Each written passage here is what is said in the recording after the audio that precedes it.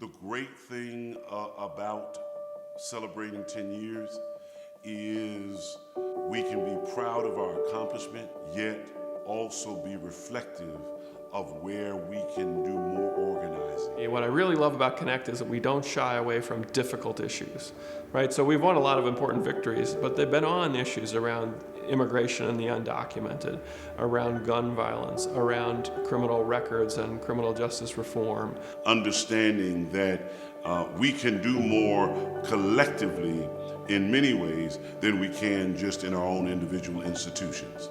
I've seen CONNECT grow 8 years ago from about 18 congregations to today over 37 congregations representing over 30,000 people in both New Haven and Fairfield counties, with a staff of 1 lead organizer and 3 associate organizers. I have the great opportunity of being with people of all kinds of faith traditions, and we're very much alike in that core belief that God calls us to do justice for others. So CONNECT stands for Congregations Organized for a New Connecticut.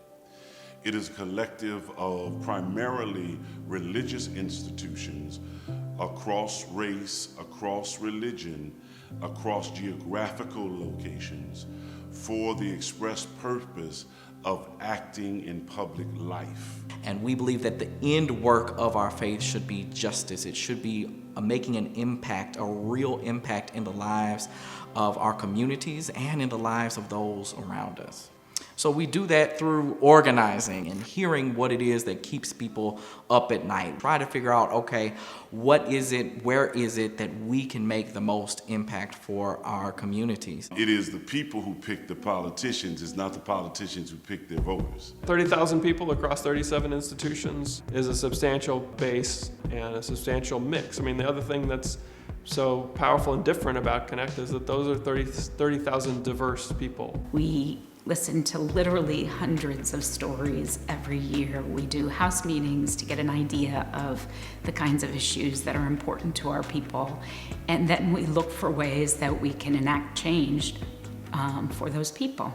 Some of those are in-state tuition for undocumented immigrants. We've had wins in healthcare, keeping insurance companies, instituting major hikes in insurance rates. We have shut down a bar in Hamden for the gun violence that was happening there.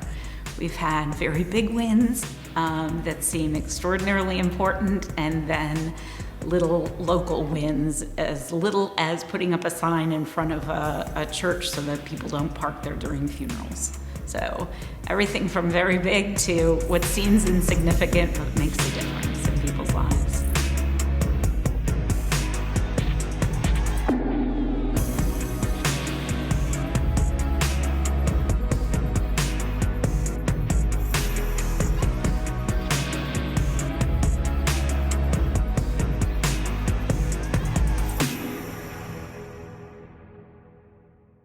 We have just completed a great campaign. It's a 3-year-long campaign around clean slate legislation. Thank God we finally passed it after 3 years. But that came up of a result of conversations and relationships that we had in our criminal justice reform team, where we wanted to see that people who had served their time could actually go out and live a full life instead of having to repeatedly live the effects of their crime, right? The clean slate legislation, statewide legislation, one of the most robust now in the country, will give a clear pathway for those who have done particular crimes, have served their time, where they will no longer be hindered from returning to the culture, to the society, and engaging in responsible citizenship. CONNECT has evolved in that we are probably a more established institution with a track record.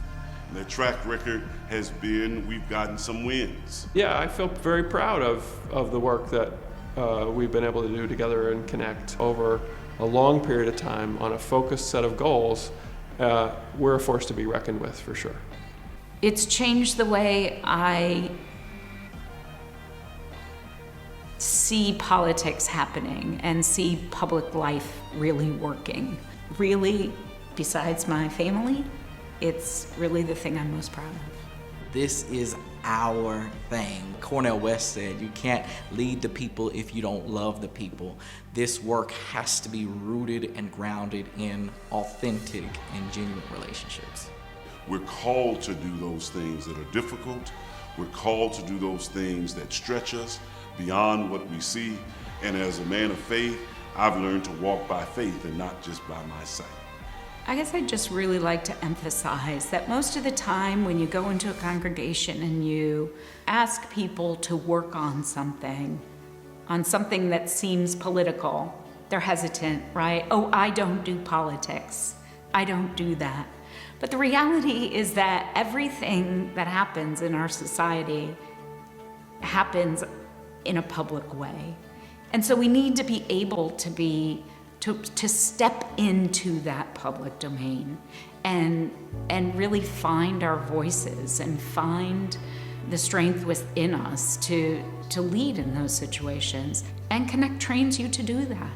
It trains you to step forward as the leader that you're intended to be and work to move issues forward. We're offering a redefinition of what it means to have power and to lean into it, to affect good and positive change for our local people and for the nation at large. But be curious and be open. Be willing to share of yourself so that other people will share with you.